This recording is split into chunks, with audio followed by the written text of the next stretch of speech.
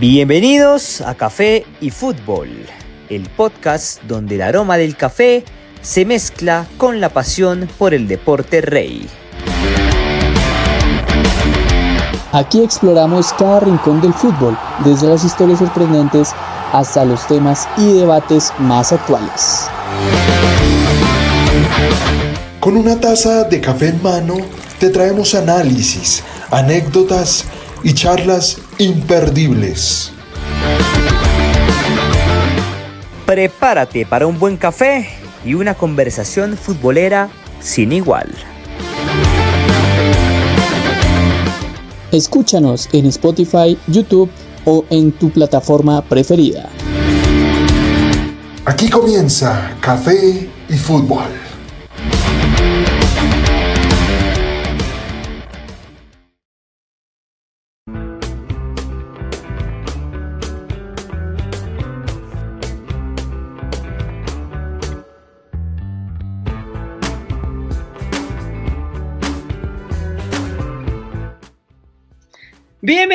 Bienvenidos todos a un nuevo capítulo de Café y Fútbol, hablando como siempre de lo más importante que ocurre en el deporte rey, acompañados de un buen cafecito y muy buenos amigos. En esta ocasión tenemos un episodio muy especial, y esta vez especial va en mayúsculas, no solamente por el tema tan interesante que tenemos el día de hoy, porque hay mucho que hablar, mucho que analizar, sino porque tenemos un integrante en la mesa que va a hacer este episodio bastante especial. Eres Didier Garay, eres periodista deportivo que nos va a acompañar el día de hoy a hablar de lo que fueron las dos semifinales de Champions League, maravillosas, infartantes, como todo buen espectáculo de fútbol que merece una semifinal de un torneo como estos. Y precisamente para desglosar todo lo que hemos tenido en la jornada y lo que se viene también en la gran final, quiero presentar primero a nuestro invitado especial, nuestro comentarista estelar de la mesa el día de hoy, que es el señor Didier Garay. ¿Cómo estás, Didier? Bienvenido. Chicos, buenas noches, ¿cómo están? Un gusto estar con ustedes acá, de verdad, muchísimas gracias por la invitación y a la gente que está conectada que se prepare porque se viene un muy buen capítulo y obviamente hablando de lo que fue la Champions League y el gran paso del Inter de Milán a la gran final. Se viene un capítulo maravilloso, claro que sí, nosotros muy felices de antemano te decimos, Didier, por contar contigo en este episodio especial, hablando de lo que generó mucha emoción en los futboleros durante esta semana. Presentamos también al señor Juan David Donado. ¿Cómo estás, Donado? Bienvenido. Bien, Nico, muy bien, creo que vamos a tener un gran episodio, también aquí con la presencia de Didier Garay, y bueno, también le damos el paso a Sebastián y también a Néstor que nos acompañan en la mesa de trabajo. Claro que sí, es que Cevita está que se habla. ¿Cómo estás, Cevita Leguizamón? Bienvenido. Hola muchachos y pues a los oyentes, hoy vamos a hablar más de la Champions, como desglosado de la táctica hasta los favoritos a la final. Así será, Cevita, es un episodio muy desglosadito, desmenuzadito de todo lo que hemos tenido en la jornada. También tenemos al señor Néstor Daniel Ruiz. ¿Cómo estás, Néstor? Bienvenido. Hola, ¿qué tal, Nico? A Donado, a Didier, a Sebastián, a todos nuestros teleoyentes. Muy feliz de compartir un nuevo episodio y en esta ocasión con nuestro gran invitado para hablar de todo el mundo del deporte a nivel nacional e internacional. Bueno, arrancamos con un episodio muy importante. Tenemos semifinales de Champions definidas. Así que ustedes quédense para hablar de todo esto que se viene en Café y Fútbol.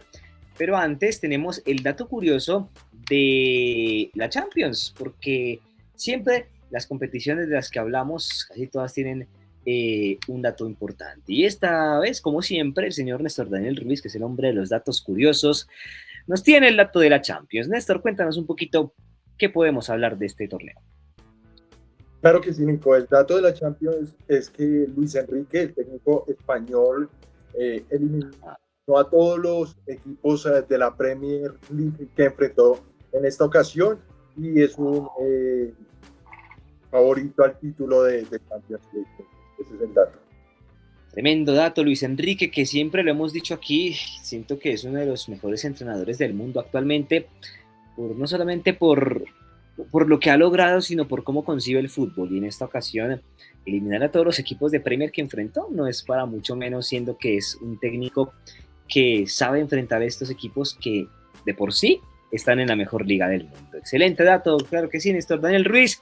Y a ustedes, querida audiencia, los invitamos a irse preparando su cafecito mientras nosotros nos tomamos el nuestro y decimos salud. Y arrancamos con este capítulo. Vamos con nuestro café y comenzamos.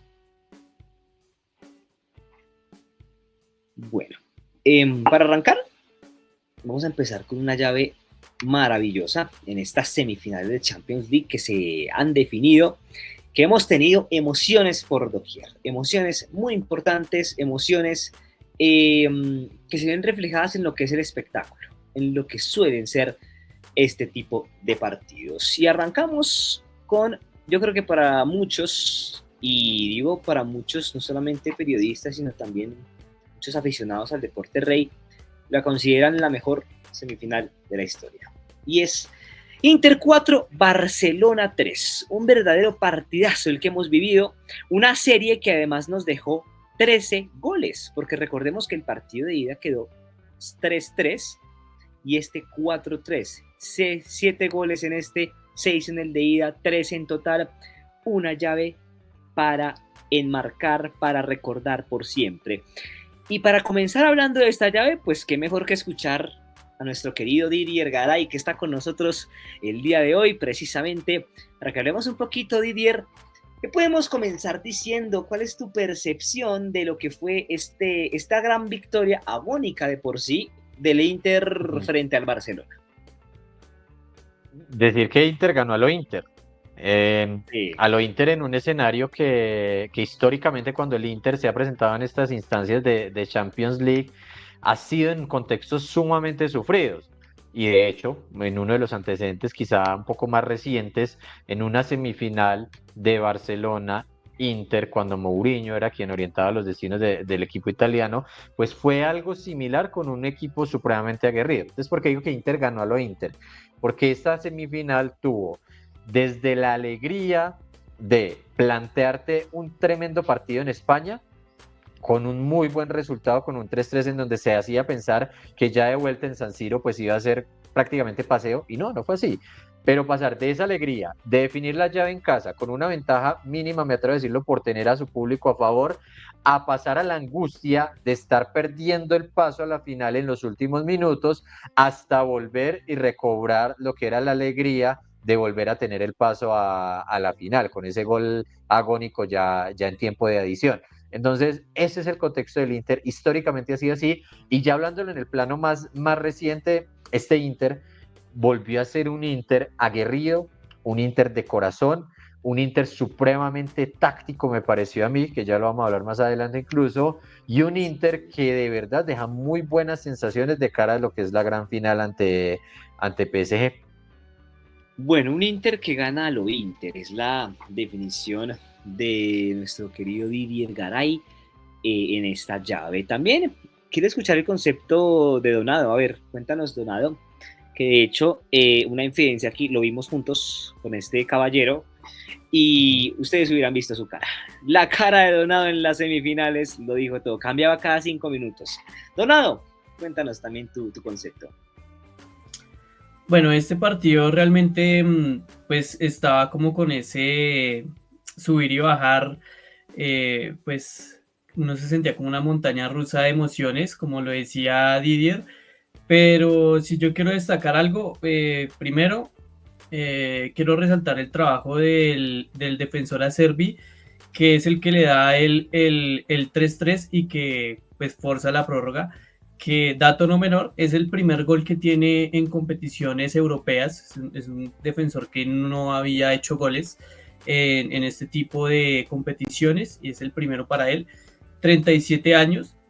Y después el que más destaco es a Jan Sommer, creo que con Lamine Yamal tuvo un duelo espectacular y donde el suizo sacó la casta. Uno ya lo había visto en varias competiciones, inclusive la Eurocopa, pero el trabajo que ha hecho fue, o sea, lo que hizo fue fenomenal. Sí, un Sommer del que ya también quiero mencionar en un momentico porque la verdad sacó de todo, muchachos. Es un arquero que a pesar de que recibió precisamente recibió 6 goles en la serie, 3 en el de ida y 3 en el de vuelta. Es un arquero que cuando se le necesitó para completar el trabajo, que era mantener la ventaja, apareció. Y sobre todo, como tú lo mencionas, Donado, frente a un Lamine Yamal que creo que está en su explosión futbolística. Sí, es cierto que está muy joven, que está arrancando, pero lo que mostró Lamine Yamal también en esta serie es de aplaudir, porque un muchacho de 17 años, con las condiciones que tiene y con la personalidad con la que afrontó la serie, también es de resaltar y ya lo vamos a mirar. Quiero escuchar al señor Néstor Daniel Ruiz. Nestícor, ¿cuál es tu percepción? Cuéntanos un poquito de lo que a tu punto de vista fue este partidazo entre Inter y Barcelona. Perfecto, Nico. Partidazo donde Inzaghi, el técnico del Inter, la verdad fue extraordinario. Sus jugadores, sus delanteros, Turán, Lautaro Martínez, Nicolo Varela, hablamos de Acerbi, el arquero Sommer, Dumfries, se comportaron muy bien en cada línea y aprovecharon muy bien la oportunidad de gol para tener en ventaja al Inter y saber aprovechar estas jugadas de gol y en el momento preciso desplegarse un poco más defensivo para guardar ese resultado que tenían, y un Barcelona que no se rindió, que empató la serie, pero no le alcanzó. Hubo jugadas donde lo mencionamos, Dan Sommer fue la gran figura y fue uno de los mejores partidos que nos regalaron en esta UEFA Champions. Perfecto, Cevitas, también tu concepto de este partido. Pues bueno, Nico, el primer partido fue más táctico y no arriesgar tanto, porque el Inter comenzó ganando.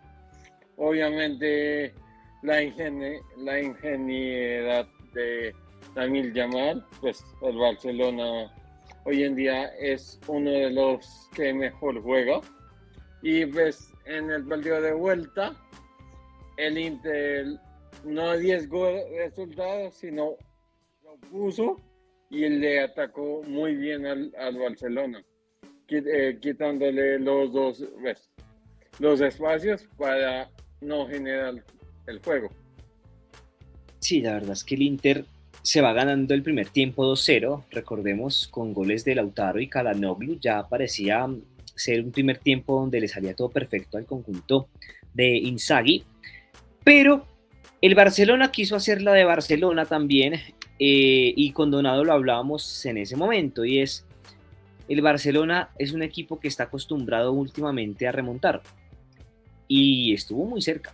De hecho, arrancando, vimos un Barça imponente, un Barça que salió a buscar, y que precisamente 9 minutos después del segundo tiempo, de iniciado el segundo tiempo, consigue el premio, y es el descuento de Eric García. 6 minutos después lo empata, y pasa a ganarlo faltando 3 minutos y monedas para el final. Pero ¿cuál fue el pecado del Barça, en mi opinión? No saber mantener el resultado y no saber despejar cuando tenía que despejar. Por ejemplo, en la jugada del empate del Inter, que se termina dando al 90+3. Un Barça que, puedo decirlo, mató el tigre y se asustó con el cuero, en pocas palabras. Y luego, ya en tiempo de reposición, de agregado, cuando parecía irse a los penales y demás, pues en el 99 Fratesi, quedando muy solo, de hecho también fue muy pasiva la defensa del Barça, pues termina marcando el 4-3 final, dejando precisamente al conjunto de Milán clasificado a la gran final. Aquí vamos a hacer un adelanto de lo que hablamos con Didier en una entrevista muy especial que va a salir en unos días, ya ustedes la podrán ver. Pero con Didier hablábamos de que, bueno, él es simpatizante del Inter de Milán, y sobre todo podemos hablar de una cosa que el Inter hizo bien, y me gustaría que lo analizáramos contigo, Didier, ahora que hemos hablado un poquito de los cuadros de digamos que de rendimiento y del control del juego. Tenemos aquí precisamente, y aquí le doy crédito a Sofascore, pues precisamente por los datos, pero sobre todo me quisiera centrar, Didier, si te parece, hablamos un poquito de este cuadro. ¿Qué podemos inferir de este gráfico tú ya como con tu experiencia de analista táctico y demás, ¿qué podemos inferir de este cuadro en el desarrollo del partido? Porque vemos que el Barça, digamos que fue el más intensivo, pero el Inter golpeó en los momentos clave, ¿no? Total. Ahí, ese cuadro se llama momentum o de una u otra manera sirve para medir o para visualizar un poco lo que son los controles del partido. Entonces, Sí. por ejemplo, ustedes ahí en la gráfica ven arriba el Inter, abajo Barcelona. Esa gráfica lo que indica es entre la rayita, entre la línea, esté más pegada hacia la banda, es decir, hacia el exterior del cuadro, simboliza un mayor dominio y un mayor control del equipo. Entonces, ustedes, por ejemplo, ven en el de Barcelona y ven que fue un dominio que fue progresivo, muy a lo Barcelona como es siempre, un dominio Sí. en primera instancia con progresiones cortas, es decir, con buena circulación de balón, pases entre líneas cortas, pero que eso fue gradual incrementando mientras iba pasando el partido. Entonces ahí ustedes ven que la rayita va de menos a más, se va acercando más hacia los costados del rectángulo. ¿Qué es lo que pasa? Que Barcelona fue muy Barcelona. Si Inter ganó lo Inter, Barcelona fue muy Barcelona. Barcelona caracterizándose desde la tenencia de balón. Incluso la estadística simboliza en algún momento mayor tenencia de balón de Barcelona. Pero lo que pasaba con el Inter es que el Inter, cuando dominó el partido, lo dominó a través del mismo marcador. Entonces ahí es cuando se ve, por ejemplo, el gol de Lautaro. Y el gol de Lautaro viene en la agresividad del Inter, porque cuando Inter se atrevió a presionar la salida de Barcelona, a hacerse más agresivo en la disputa de balón, fue que encontró los errores de Barcelona. Y a partir de ahí simplemente fue que Lautaro, por ejemplo, aprovechara la recuperación alta y marcara el primer tanto del partido. Y ahí en adelante, Nico, incluso compañeros, miren lo que, no sé si tú puedes ver, por ejemplo, en SofaScore, que es esta la plataforma que se está usando, ustedes van al apartado defensivo. Y en el apartado defensivo van a encontrar, por ejemplo, que las métricas del Inter, que miden lo que son intensidades, duelos, presiones, entradas, tacles y demás, superó a Barcelona.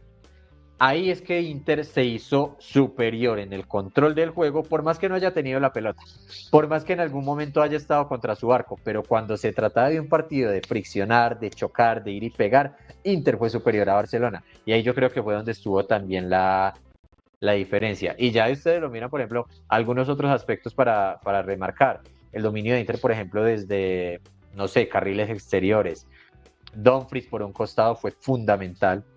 Hasta también incluso lo que era la progresión y la llegada de un hombre como Acerbi, siendo defensor central ya en el área rival, producto quizá de la desesperación puede ser para llegar y cabecear y conectar el gol que lo hizo ganar. Pues que lejos estoy de cualquier subjetividad, creo que Inter fue para mí justo ganado. Más allá de la estética, que a la gente le gusta, que sí, que la tenencia, tiquitaca de Barcelona y eso, pero para mí Inter dominó como tenía que dominar. Dominó como tenía que dominar, golpeando los momentos clave, y de hecho remarcas muy bien algo, es la posesión del Barça. Aquí tengo el dato, precisamente referenciando a SofaScore. 71% de posesión del Barça contra solo 29% de posesión del Inter. Eso quiere decir, podemos mencionar, Didier, si nos ayudas ahí con ese concepto, tu percepción. Esto quiere decir que para ganar un partido no se necesita la posesión, sino la efectividad, ¿cierto? Ese es un concepto muy, quizá, no sé si sea el término como modernizado, en ser Sí. eficaz, en ser superior en el área. Entonces, cuando eso sucede, uno encuentra que el Inter, y lo ven ustedes ahí, por ejemplo, en la gráfica, el Inter tiene algo y es que el Inter no necesita llegar mucho, pero cuando llega es supremamente desequilibrante en el área. Mientras que, por ejemplo, Barcelona llega mucho, pero la pelota en el área incluso no tiene que ser tan profunda, sino que la pelota en el área del Barcelona a veces era muy lateral. Entonces, Sí. Barcelona en ocasiones lograba sí meter contra un arco al Inter, contra el arco al Inter, pero no se ganaba nada en ocasiones y eso no es ni siquiera del Barça, eso es un concepto de fútbol. Usted no gana nada cuando hunde al defensa, pero no hace nada siendo profundo o marcando esa superioridad. Entonces la pelota pasaba por el área de Jan Sommer, pero no pasaba nada. Mientras que la pelota enfrente, sí, Inter lograba hundir al Barcelona y ya no era tan lateral, sino que ya era mucho más profundo. Y ahí es que se marcó quizá un poco más la diferencia de los ataques de ambos. Bueno, Nesticor, ¿tienes dato de Somers, el arquero que fue la gran figura? Y creo que vamos a estar muchos de acuerdo, si no es que todos, porque fue clave en la victoria del Inter. Sí, Nico, el dato es en ese momento donde iban a vender a Onana, que era el arquero anterior, hicieron un negocio redondo las directivas del Inter de Milán. ¿Por qué? Porque sí, tras perder la final de la Champions en el año 2023, Inter decidió dejar salir a Andrea Onana y fue en busca de un arquero por pedido de, en ese entonces, el técnico del Manchester United, Erik ten Hag. El Manchester United le pagó 50.2 millones de euros al Inter por la venta, por la compra, sí, de Andrea Onana, y el Inter compró solo por 6.2 millones de euros a Jan Sommer. En cambio, el 43.3 millones fue la ganancia del Inter por traspasar su arquero titular del Manchester United, que era Andrea Onana, y de seguir en busca de Jan Sommer, que fue una de las grandes figuras, Nico. Negocio redondo para el Inter de Milán, porque por, digamos que un costo relativamente bajo, menos de 7 millones, terminas llevándote un arquero que hoy te tiene en final de Champions. Entonces, maravilloso a destacarlo de Jan Sommer, y Nico, me parece que va a ser una de las piezas clave en la final, que de eso ya vamos a hablar. Ceritas. También complementando el dato con de Néstor, de Sommer. Sommer en esa temporada estaba siendo el arquero titular del Bayern de Múnich por la lesión de Manuel Neuer. Por la lesión de Manuel Neuer estaba siendo titular Sommer y llega a un Inter a consolidarse y de hecho a lograr lo que tal vez no pudo haber logrado de pronto en Bayern. Ahí lo vemos precisamente al portero Sommer, que también les tengo rápidamente unas estadísticas y ya voy contigo, Donado, que creo que también tienes algo que decir. Pero les cuento, tuvo 7 paradas en el partido. 7 paradas, tuvo 5 dentro del área, tuvo 3 despejes con los puños, 61 toques, pases precisos 23 de 41 para un 56% de efectividad, tuvo 27 pases largos, de los cuales acertó 9, despejó 7 veces y además tuvo un duelo aéreo ganado. Esto habla de un portero que es clave en los momentos importantes, que tiene 7 paradas en este, digamos que en este compromiso. Habla de las ocasiones de peligro fuertes que intentó realizar el Barça, remates fuertes. De hecho, no sé si ustedes se acuerdan la de Lamine Yamal, que hizo la de él sobre los últimos minutos, que engancha hacia adentro, le pega con zurda, y sobre la primera toma vimos que como si lo hubiera desperdiciado, pero cuando se ve la toma de atrás se nota que Sommer alcanza a puntearla con las uñitas, alcanza a tocarla. Entonces es en esos detalles donde los arqueros ganan finales y ganan precisamente rondas como esta, y me parece que Sommer en este sentido, siendo clave, bien posicionado y sobre todo teniendo buen juego con los pies, porque vimos precisamente también que con los pies sabe salir jugando, creo que va a ser muy importante el que le dé esa seguridad al conjunto de Inter de Milán. Donado. Bueno, Nico, sí, yo quería referenciar el tema de Sommer, pues que había hecho presencia con el Bayern, y pues yo creo que en una temporada como la del Bayern Múnich, creo que este portero le hubiera venido bien pensando en lo que ha sido su rendimiento actual, ¿no? O sea, creo que preferir a Manuel Neuer, que sí, que es un gran arquero, histórico y demás, pero viendo el rendimiento de Sommer, yo creo que hubiera sido prudente haberse quedado un poco más con el jugador, porque fue nada más que Neuer estuviera bien y le dijeron, bueno, hermanito, no lo queremos más. Y yo creo que para Sommer, creo que estar en este Inter, como está jugando, es como una redención personal para él. No, total, y es que ahí es donde se dice que no valora lo que tiene, no sabe lo que pierde, ¿no? Y precisamente eso le pasó al Bayern. Ya para ir cerrando, yo quiero escuchar a Didier. ¿Qué opinas, Didier, de Sommer, precisamente de la actuación magistral del portero del Inter? A mí lo de Sommer me gusta mucho porque comparto completamente lo que ustedes dicen, es reivindicarse de lo que venía haciendo Sommer en contexto Bundesliga. Y Sí. también en lo que había sido presentaciones de selección.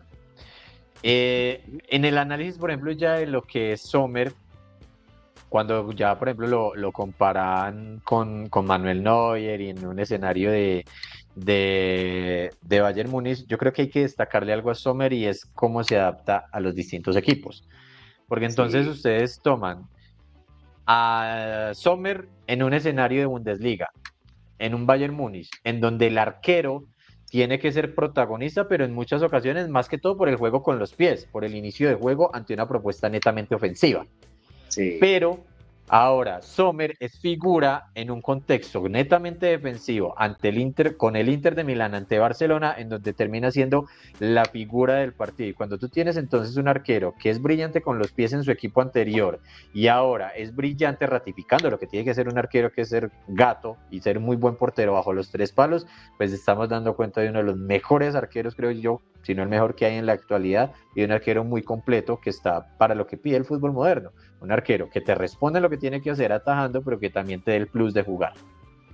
Bueno, Sommer tiene 36 años, suizo él, ha pasado por equipos como el Basel, como el Vaduz, el Grasshopper Club de Zurich de Suiza, el Borussia Mönchengladbach, el Bayern Múnich y actualmente en el Inter de Milán, hoy finalista de la UEFA Champions League. Rápidamente, ya para cerrar esta serie que nos dejó bastante de lo que hablar, me gustaría hablar ahora de un jugador del Barcelona y es de Lamine Yamal. Quiero empezar rápidamente con este cierre diciendo que Lamine Yamal entregó hasta lo último que tenía que entregar.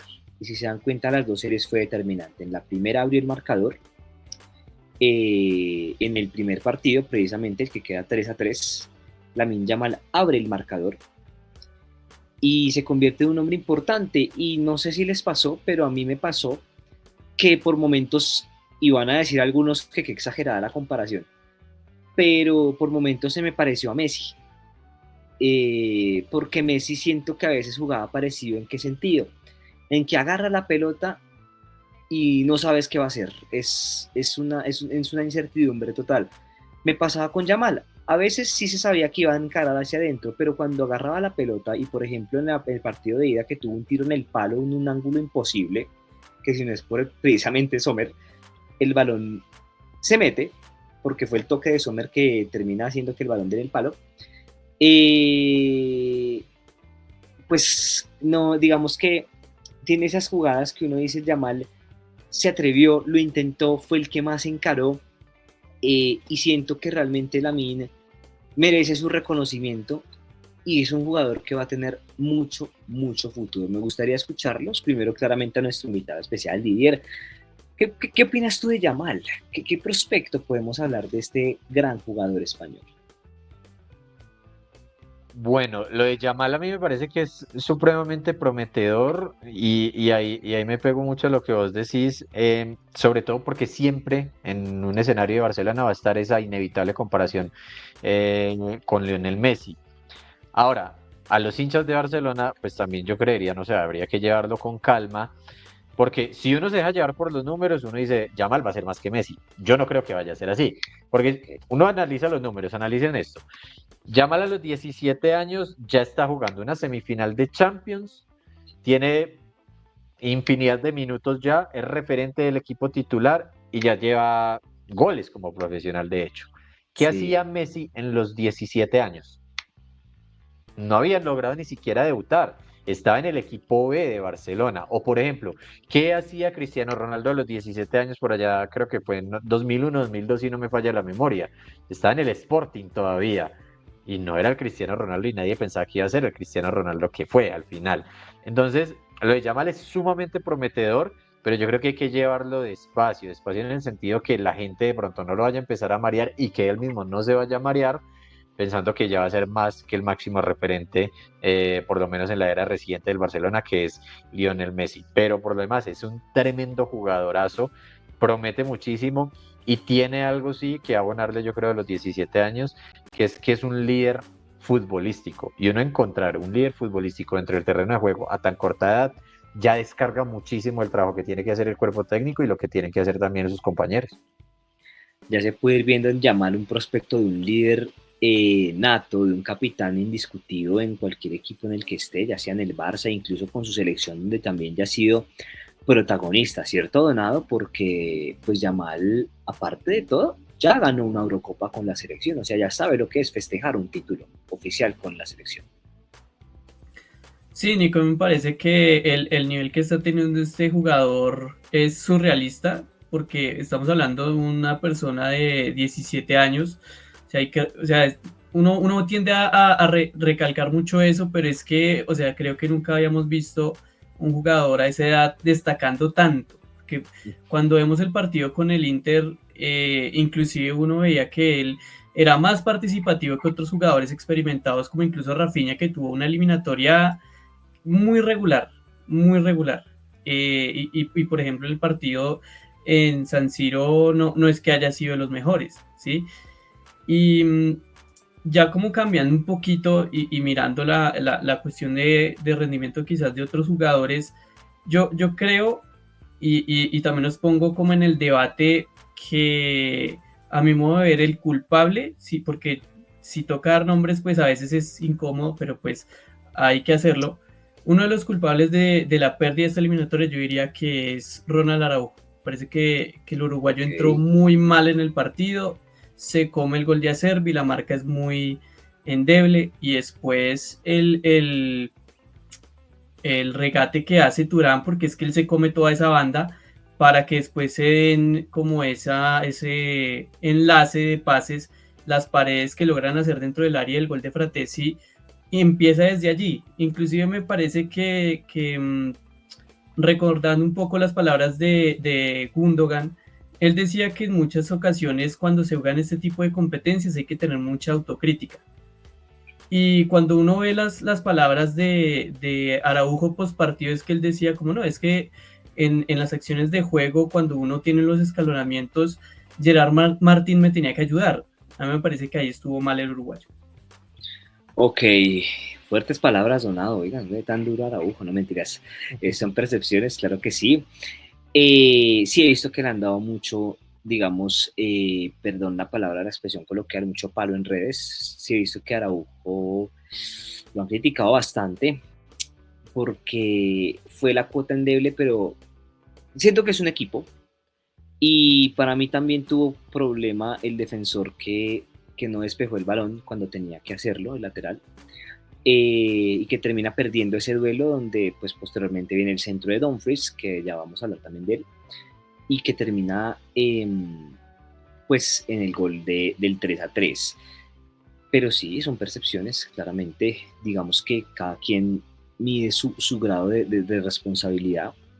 Lo cierto es que este Barça de la mano de Hansi Flick siento que está haciendo un equipo que ya está muy cerca de esa reconstrucción con la que tanto se le esperaba luego de años oscuros donde tuvo que hasta jugar Europa League, quedaba eliminado, donde el Madrid le ganaba las ligas, incluso el Atlético de Madrid también llegó a ser campeón, y un Barça que está volviendo a las grandes élites del fútbol mundial, claramente de la mano de un jugador tan jovencito como lo es Lamine Yamal. Rápidamente, Nesticor, tu opinión de Yamal, ya para ir cerrando este tema y ya para ir como avanzando, ¿qué podemos decir en tu percepción de este jugador? Perfecto, Nico. Abriendo un pequeño paréntesis de lo que hablaban de Ronald Araujo, y es que en ese partido Íñigo Martínez tenía tarjeta amarilla, ¿no? Fue una de las razones por las que Hansi Flick sacó a este jugador y hizo el cambio y entró el uruguayo, que como bien lo mencionan ustedes, no entró de la mejor manera. Hay que mencionar de que el Fútbol Club Barcelona también es uno de los equipos en el mundo que promueve la cantera.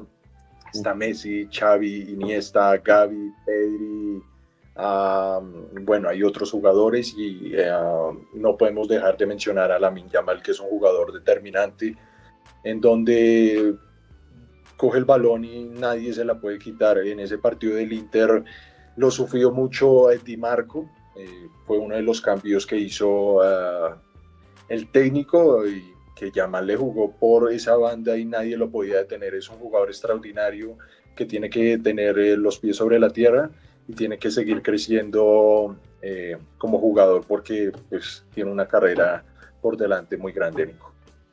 Cevitas, ¿qué opinas de Yamal rápidamente? Pues Lamine Yamal es un jugador extraordinario, pues ha crecido mucho desde que comenzó pues a su corta edad y pues ha cogido cancha, experiencia, ha jugado finales, ha jugado pues una Eurocopa que la ganó y ha sido la gran figura del Fútbol Club Barcelona.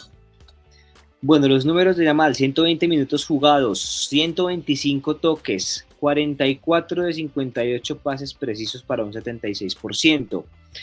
De precisión, pases clave 1, centros 11, 3 acertados, 3 pases en largo, 2 completados, tuvo 5 tiros a puerta y 2 de ellos hicieron figura Sommer, 3 tiros fuera, 1 tiro bloqueado y 1 tiro en el palo. Además, intentó 20 regates y completó 14. Gran regateador es Lamine Yamal, que cuando coge el balón y arranca por la banda derecha es muy complicado de detener. De hecho, no sé si se acuerdan esa falta que le hacen, que todos pensamos, incluso con Donado nos miramos y dijimos penalti para el Barça, pero fue muy cerquita del área, pero la falta la fabrica toda él, y es precisamente en esa inteligencia que tiene Lamine Yamal para jugar. Y bueno, el primer finalista entonces se llama Inter de Milán, que se va a enfrentar precisamente al segundo clasificado. Porque tenemos el otro clasificado también en una serie que estuvo un poco menos, ¿cómo se dice? Con menos goles, sí, un poco menos... Menos emocionante, aburrida. Sí, menos emocionante, un poco menos emocionante. Didier lo dijo, ¿no? Precisamente Didier, excelente término, sí, eso era lo que yo quería resaltar. Una semifinal un poco menos entretenida, pongámoslo así, para no llamarla aburrida, un poco menos entretenida, entre un PSG que de la mano de Luis Enrique viene creciendo, sobre todo como equipo, porque ni siquiera cuando tuvo a las máximas figuras juntas, Neymar, cuando estuvo Messi, cuando estuvo Mbappé, ni siquiera esos tres juntos pudieron hacer lo que el PSG está logrando hoy, y es ser un equipo de fútbol, un equipo con puntos muy altos que logró hacer la tarea. Hizo la tarea, ganó el partido de ida, lo ratificó en el de vuelta con su gente y también está en la gran final. Y bueno, vamos a hablar primeramente, claro que sí, contigo, Didier. ¿Qué podemos decir de esta clasificación también del PSG, que se termina convirtiendo en el segundo finalista de esta UEFA Champions League? Bueno, muchachos, ahí tengo que serles muy honesto. Yo no vi todo el partido, he visto a partes, fragmentos. Pero sí, yo creo que aquí hay que destacar algo, y es el escenario, por ejemplo, de Luis Enrique. Porque Sí. es que Luis Enrique da cuenta, y eso es, obviamente, dice Gerardo Bedoya, lo bonito del fútbol, de lo que es de verdad un contexto de equipo. Porque es que el fútbol no termina siendo lógico. El fútbol no es un deporte lógico en el que tú tienes mejores jugadores igual a tener más títulos. No, eso no es así. Entonces, cuando Luis Enrique empieza a salir de todas sus figuras, no Luis Enrique, el Paris Saint-Germain, empieza a salir de todas sus figuras, le empieza a entregar de una u otra manera una herramienta muy poderosa a Luis Enrique, y es el control del equipo y es el manejo de grupo. Porque sí, cuando se tienen todas esas luminarias que se tenían, por más que Luis Enrique dijera Mbappé hace esto, Messi en su momento, pese a que no coincidió mucho tiempo con Luis Enrique, Neymar, etcétera, etcétera, etcétera, pues de una u otra manera el rol del entrenador terminaba siendo desvirtuado, porque se sobreentendía que por solo los muñecos estar en cancha ya el Paris Saint-Germain iba a marcar mucha diferencia, y no es tan así. A partir de que Luis Enrique construye un verdadero equipo ahora, es que se ve el potencial y el calibre de entrenador que hay enfrente. Y ya un tema muy coloquial, infortunadamente, sobre todo en el contexto del Arsenal, es que se ratifica el peso que tiene el nivel internacional para un equipo como el Arsenal y para Arteta.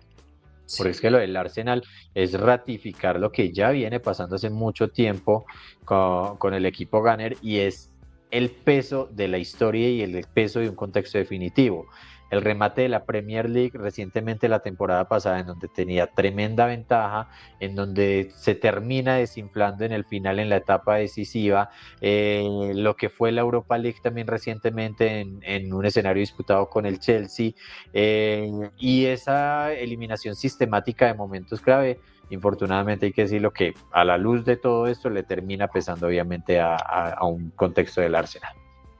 El Arsenal, que lo que mayormente se le alababa era su parte defensiva, uno de los equipos menos goleados de la Premier, y que supo darle pelea al Liverpool hasta donde pudo para ganar la liga. Lastimosamente pues no alcanzó, ya el Liverpool pues es el campeón, pero sí queda mucho debiendo a nivel internacional el conjunto de Mikel Arteta, que yo esperaba más. Yo esperaba un Arsenal que saliera a arrollar, yo esperaba un Arsenal que, a pesar de las bajas, porque también hay que resaltar eso, tiene muchas bajas el conjunto Gunner, y les voy a contar algunas de ellas rápidamente. No estuvieron en el Arsenal por lesión desde hace tiempo Gabriel Jesús, Gabriel Magalhaes, Kai Havertz y Tomiyasu, entre otros. Entonces, ¿qué pasa? Que a lo largo de la temporada Mikel Arteta ha tenido que mover el equipo, ha tenido que echar mano de lo que tiene, y le funcionó hasta cierto punto, pero ya con la liga perdida y ya con un desgaste importante en la temporada, pues también se empieza a ver el peso de esa acumulación de partidos y el peso de afrontar una llave tan decisiva y sobre todo con bajas tan importantes, no tanto en cantidad como antes, pero sí en cuanto a calidad. Señor Juan David Donado, rápidamente concepto de este compromiso, ¿qué podemos hablar de esta victoria del PSG? Bueno, antes de hablar del partido, también hay que resaltar y complementar un poco lo que decía Didier. El Arsenal, por ejemplo, en contexto Premier League, venía de empatar el partido donde el Liverpool sale campeón en esa jornada, y al siguiente partido perdieron contra el Bournemouth. O sea, es una situación en donde ya ahí se veía que de pronto no venían tan bien. Ahora, creo que el performance que hicieron aquí, en comparación con lo que se pudo ver con el Real Madrid, el PSG hizo como un control total del encuentro, o sea, no solo en este partido recién, sino en el anterior, que ganan 1-0 de visitante el Paris Saint-Germain. Y eso tiene mucho que ver también con los contragolpes que genera el Paris Saint-Germain. Yo estuve viendo partes del encuentro, y por ejemplo, el PSG es un equipo muy explosivo. Entonces, cuando tiene esas contras, y más como Doué y Barcola, que se han podido asociar muy bien en el desarrollo de esta temporada, uno ve que tienen muy claros los movimientos que tienen que hacer dentro de la cancha, y eso le suma mucho también. Y sumando lo que tiene como tal de estructura desde la parte baja hasta alta, pues hace que sea un equipo que por línea sea muy completo. Vemos una evolución de Donnarumma como un arquero que antes quizás no lo considerábamos como uno de los mejores, y ahora estamos viendo un pico alto en su carrera. Está Hakimi en la lateral, encontramos en el medio campo a Joao Neves, también está Fabián Ruiz, tenemos a Vitinha, en fin, o sea, creo que eso suma mucho. Y así como dato adicional, con esta final que está llegando el Paris Saint-Germain, ellos pues sería su segunda final en Europa. Estamos hablando que el equipo del Paris Saint-Germain jugó recientemente la final del 19-20, si algunos se acuerdan, esa fue la final que pierden contra el Bayern Múnich. Y ya en el contexto 2020. del Inter es... En plena Exactamente, pandemia, ¿no? exactamente. Y ya cuando hablamos del Inter de Milán, esta va a ser su séptima final europea. Ellos habían ganado en la edición del 63-64, 64-65 y pues la del 2009-2010. También tiene subcampeonatos en el 66-67, 71-72 y la del 22-23. Nesticor, rápidamente tu concepto también de este partido. Sí, Nico, lo que ha conseguido el Paris Saint-Germain y esa evolución que ha tenido es gracias a su técnico, a Luis Enrique, que es una excelente persona. Lo hemos visto en streamer, en esos videos donde habla en rueda de prensa con aficionados, y cómo tiene ese habla de que ese mensaje que tiene le llega a los jugadores, y ha sido, la verdad, fantástico lo que ha hecho Luis Enrique con este equipo. Hablando del partido, en esos momentos donde el Arsenal se le fue como con todo, hay que hablar de un jugador y es de Donnarumma, el arquero, que también está en un momento impresionante porque no venía en el Inter, o cuando llegó a principio de temporada al PSG no era como el gran arquero, y hoy también ha sido una de las influencias que el PSG esté en la final de Champions. Y hablando del Arsenal, el equipo de Mikel Arteta no encuentra o tiene muy buenos jugadores, Bukayo Saka, Merino, bueno, Odegaard, pero en los momentos decisivos los jugadores no, ya no le creen como al técnico, por decirlo así, de alguna manera. Ya es como la repetición de la repetidera de Mikel Arteta en el Arsenal, y la verdad, el equipo de los Gunners se quedó sin el pan y sin el queso, no ganó títulos en esta temporada, Nico. Sí, no, triste desenlace para el Arsenal, que merecía más, pero pues como lo comentamos, aparte de la parte física, la cuestión del peso internacional y demás cuestiones, pues no le han permitido brillar en esta temporada como se pensaba del equipo de Arteta, que pintaba para bastante bien.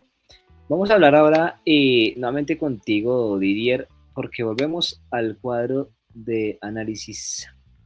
Precisamente lo tenemos aquí, el cuadro de control de juego. ¿Qué podemos hablar de este cuadrito? Porque el Arsenal, a pesar de perder, también fue más profundo en su intención, ¿no? Sí, pues le reitero, chicos, no vi el partido, pero desde el análisis de lo que es la placa, sí se tiene presente que el Arsenal tuvo un control más desde lo territorial, entiéndase, puede llegar a someter al rival, meterlo en su arco, hundir su defensa, pero no hacerse efectivo, no hacerse profundo. Por ejemplo, en el gol del Paris Saint-Germain, en el primero, lo que se ve ahí es un ataque sumamente directo y es un ataque muy vertical. ¿Por qué? Porque la distancia que hay, por ejemplo, desde el centro del cuadro hacia la línea de arriba, donde termina el mismo recuadro gráfico del momentum, es muy marcado y es muy prominente. Y cuando se dan esas líneas, por ejemplo, de análisis, quiere decir que hay verticalidad y hay juego rápido con tendencia hacia el arco rival. Desde ahí, lo que vea, algún desprevenido incluso, se hace el ejercicio ahora, que no vea el partido, dice, un equipo que tuvo posesión de balón, que tuvo control de juego, que tuvo sometimiento por momentos al rival, pero otro que fue sumamente efectivo y que fue muchísimo más directo en el momento de hacer ataques.